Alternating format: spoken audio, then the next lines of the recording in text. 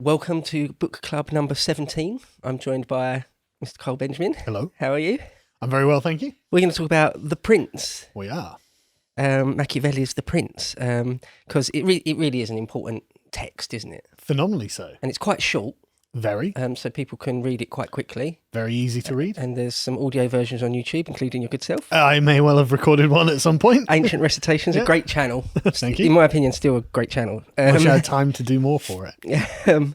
We're going to talk about this in detail and break down sort of the life and times as well. I think a little bit because they're it's all intertwined, isn't it? Yeah, well, like you don't produce a book like The Prince without being a person like Machiavelli. Right. That's, I think, what you're getting at there, isn't it? You know, because he was a Florentine diplomat, had his run-ins with trouble. We could say, you know, was tortured just once, I think. But I think once is probably enough. Yeah. When you're being tortured, and had a very interesting life and clearly learned a lot through firsthand and also sort of theoretical reading, because he was a huge reader of the classics, wasn't he? Yeah. And he references the classics constantly. He wrote discourses on Livy and various other pro-Republican tracts. And so that's led a lot of people to say, well, the Prince is satire. The Prince is like, he doesn't mean any of this. It's like, no, he does mean it. It's just that Republican politics aren't the same as princely politics. And he's drawing that distinction and saying, well, look, if you're going to be an autocratic ruler, then these are your rules. If you're going to be a republic, you know, then that's a different story, and you've got a different set of rules. Machiavelli himself wasn't evil; he wasn't writing a satire, although he does advocate evil in The Prince. So that shows you everything you need to know about being a prince, I think. But right, where did you want to start? Well, I mean, that is one of the things he says right at the beginning, isn't it? That there's the difference between a monarchy and a republic. Oh, yes. And he says that every state that there's ever been was either a monarchy or a republic, one way or another. But yeah, we'll get into that. I think it's best to, because he's a man of his time, a Renaissance man. We're talking the very end of the 15th century, beginning of the 16th century. And so he's a man of his time, of course. But what he wrote was quite... what's the word? Outrageous? Radical for the time, yeah. I mean, it did cause a lot of outrage, and it was banned by the Pope, this book. I'm pretty sure the book wasn't published until after his death. That's right. Yeah. And so luckily he escaped any censure from it, but he would have had a great deal had it been published within his own life, but he probably was aware of that. But yeah, it was banned for hundreds of years after his death by the Pope, which goes to show you everything you need to know. But I think a good way of contextualizing this is to explain that essentially at this time, Europe is full of a class of people who I guess we can call lordlings, like young aristocratic men who are likely at some point in their lives to inherit the dominion of some, either county or duchy or barony or something like that, and could, rise to the status of prince or king if their fortunes were to permit it. And, there are lots of examples of these people. And so there was an entire genre of books called Mirrors for Princes at this time. And I want to give you some quotes from one of my favorites, which is from Erasmus. It's called The Education of a Christian Prince. And this is essentially the mirror image of Machiavelli's book. Here's a quick quote. In navigation, the wheel is not given to him who surpasses his fellows in birth, wealth, or appearance, but rather to him who excels in his skill as a navigator, in his alertness, in his dependability. Just so with the rule of the state. Most naturally, the power should be entrusted to him who excels in all the requisite kingly wisdom, qualities of wisdom, justice, moderation, foresight, and zeal for the public welfare. It is the part of a good prince to admire none of the things that the common people consider of great consequence, but to judge all things on their own merits as good or bad. But nothing is truly bad unless joined with base infamy. Nothing is truly good unless associated with moral integrity. It is the duty of a good prince to consider the welfare of his people, even at the cost of his own life, if need be. But that prince does not really die who loses his life in such a cause. So you can see we're talking high-minded Christian morality. That's Erasmus. That's Erasmus, yes. Very much not what Machiavelli was advocating. Yeah, almost the opposite in some cases. Exactly. In fact, in many cases, completely the opposite. And so essentially Machiavelli is saying, well, look, that's all nice and it's very good and I agree with it.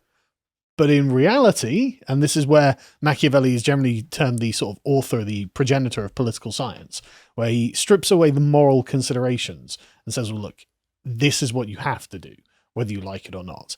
And so you can see the night and day difference between the sort of traditional Christian mirrors for princes and then Machiavelli's like, well, well, maybe, but. And so, yeah, that's the context that, like in which Machiavelli's writing. Let's talk about the historical context quickly. Okay, well, so Machiavelli's life is bound up with the story of Florence. The fate of Florence. The Florentine Republic and that of the Medici family. And so, yeah, in order to get a grasp on exactly that specific element of the Renaissance, you need to know some of the history of Florence, and it is really messy. It's particularly messy. Yeah, the story of the Medici family is not straightforward. And before we go into that, though, let's talk about Florence as a state for a second, because Florence is a tiny city-state in like central Italy, near Rome and near all of the other places that are causing problems, like Genoa, Venice, and what's the one just above it? Lombardy? No, it's in Lombardy. What's the city? Milan? No, that's it, Milan. And that's obviously leads them to be connected to Italy, to France and Germany. And Spain as well, which controls the Kingdom of Naples and things like that. And so Italy is essentially beset with foreign powers who use mercenary companies to fight their wars and are constantly struggling over territory. And Florence is just like this tiny little city-state in the middle of all of this chaos that doesn't have any particular power and is just lucky to be independent at that very point. And probably due to people like Machiavelli's savvy diplomacy that this has been allowed to continue. So like this is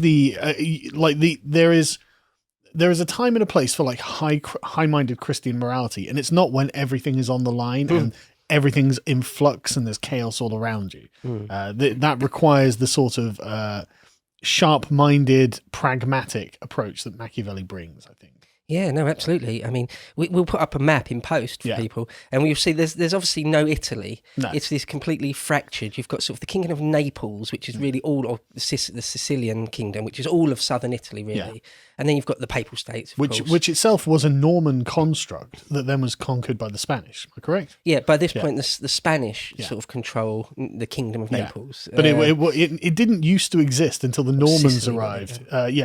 But not Naples, yeah. But its capital's Naples. Yeah. But it was, a Norman construct. And it's like, well, where are the Normans from? Oh, northern France. What are they doing there? Well, the Normans we'll do a podcast on the Normans at some point. But the point is, it's chaos, basically. Yeah, by this point, it's the Spanish that are really invested the south of Italy. The Venetians are extremely powerful at this point. They really control the seas. The sort of Dalmatian seaboard and parts of like Crete and Cyprus as well, isn't it? They sort of dominate trade routes or commerce to the east, going eastward. So everything comes in, including the Black Death, comes into Venice from the east. But then you've also got sort of Lombardy, there's... Yeah, they'll see on the map that there's all sorts of things like Siena is its own thing, Urbino is its own thing. Florence has lots of different battles to try and control Pisa, so that they've got their own bit of coastline. So it's all a bit fractured and broken. And actually, as you quite rightly say, Florence is really quite small. It's just the small. Have you ever been there? I've never been there. It's probably beautiful, isn't it? It is. It's, of course it is. Postcard perfect, almost. Tiny little saucer valley with the River Arno running through it. And no, it's very, very, very nice. But it's still a small player in the scheme of things. And that's why the David is such a great icon for it, because it's this small a boy versus giants versus an army. So it's like Florence, the small boy David, versus the Papal States versus Spain, France, the Holy Roman Empire. German, and so that is quite a good icon for Florence. It gets maybe just a real quick rundown of exactly what happened. So the Medici family had become Florence is a republic. So they're not supposed to have a prince. They're supposed to have different committees. So there's a committee of 10 which dealt with sort of military affairs, and a committee of 6 that was supposed to deal with sort of money and commerce. And the placeholders in those committees are supposed to change very quickly, like every 2 months or so. So you cycle through all the senior citizens of Florence are supposed to have a go. I didn't realise it was that small a window of time.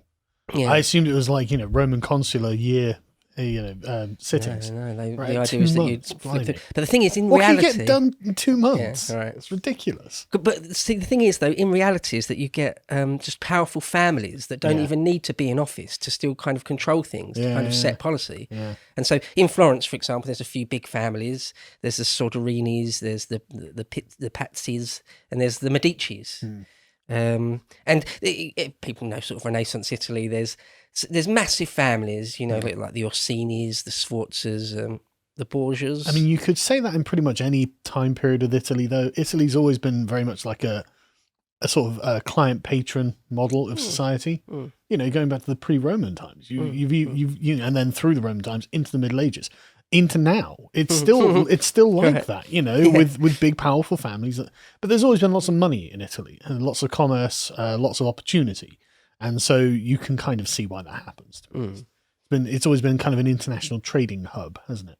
Yeah, and money is a really important thing because the Medici are known as fantastically rich. They set up a bank originally. Yes. There was their own bank. Yes, bankers, yes. Famous bankers. And they ended up becoming fantastically wealthy. In fact, they end up becoming, the family are given sort of control of the papal purse strings in the end. Well, a couple of Medicis end up being popes just after the period or during the period we talk about towards the end of Machiavelli's life. So anyway, in the end, a few hundred years after what we're talking about, the Medicis end up marrying into the French royal family. Caterina de' Medici ends up being a queen of France. Oh, right. I didn't know that. So they end up being, they're going from sort of nothing, from merchants. I think originally, before they were even bankers, they were butchers or bakers or something. So anyway, they come from nothing and end up being one of the most prestigious and certainly one of the richest families in the world, actually, at this point, or the Western world, I suppose. I don't know about China in this period. In the West. But the Medicis, their story is the politics of Florence was very cutthroat. Oh yes. And so maybe just to cut a bit of it short, because I could go on and on about the Medici. One of the most important ones. Well, there's only a few names. Again, there's more than one Cosimo de' Medici. There's more than one Lorenzo. There's more than one Piero.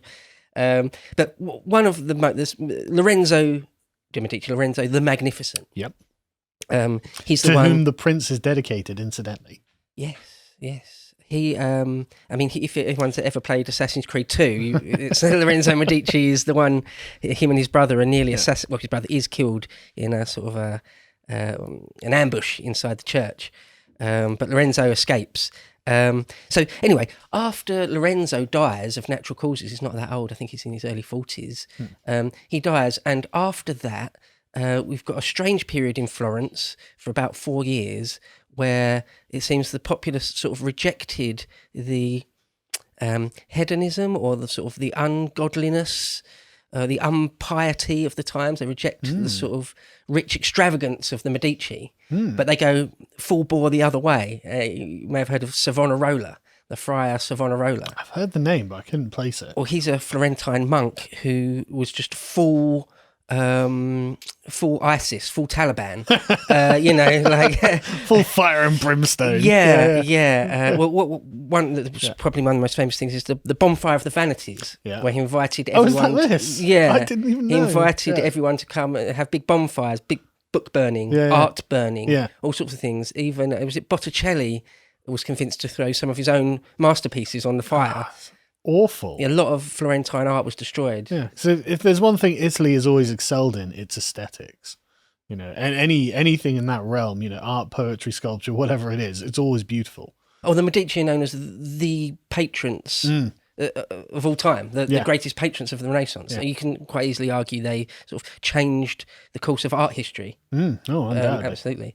But this Savonarola is mad, in my opinion. It's the Anabaptists, a lot of them are. or the Puritans. So anything that is even remotely ungodly, it needs to be just done away with.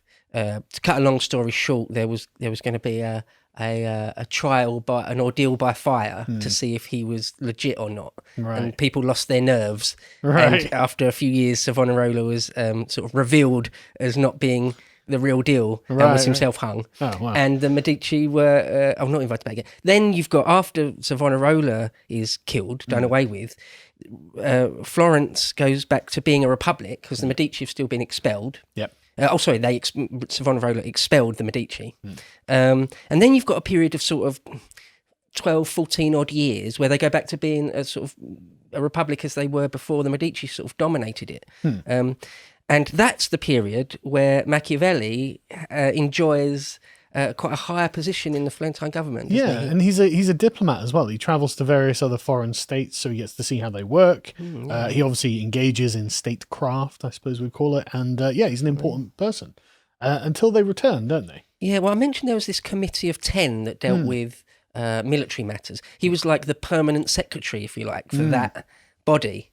And after reading The Prince, I can see why as well. He knows what he's doing. That's one of the reasons why I think it's worth mentioning to spend a few minutes on the history of it, because he just mentions things that happened during his life that you're supposed to know. Yeah. You're supposed like a couple of times he mentions Savonarola and what he did wrong. And it's like, well, if you don't know who that is or what they did, then it doesn't make any sense. But then he does the same from classical history as well. He was in love with Livy, wasn't he? Oh, totally. He loves Livy. Totally. He loved the Roman Republic particularly. And he doesn't say many good things about Hannibal. That I don't think is fair, but we'll talk about that another time. Well, he talks about Scipio a fair bit, doesn't he? Yeah. Well, one criticism, I thought it was an unfair criticism, but an actual lecturer I was listening to said that nearly all his examples from the ancient world are just taken from Livy. I don't think that... No, that's not true. That's not quite right, is it? Because I can think of a couple he uses other... Plutarch and a few others, because he cites Pyrrhus as one, as in a good example, actually. He talks about Alexander and Darius and stuff. Yeah, exactly, yeah. So, no, he's not just pulling from Livy. Your lecturer was being unkind. But yeah, so he has this period of prestige in Florence, and then the Medici return and things go badly for him. To watch the full video, please become a premium member at lotuseaters.com.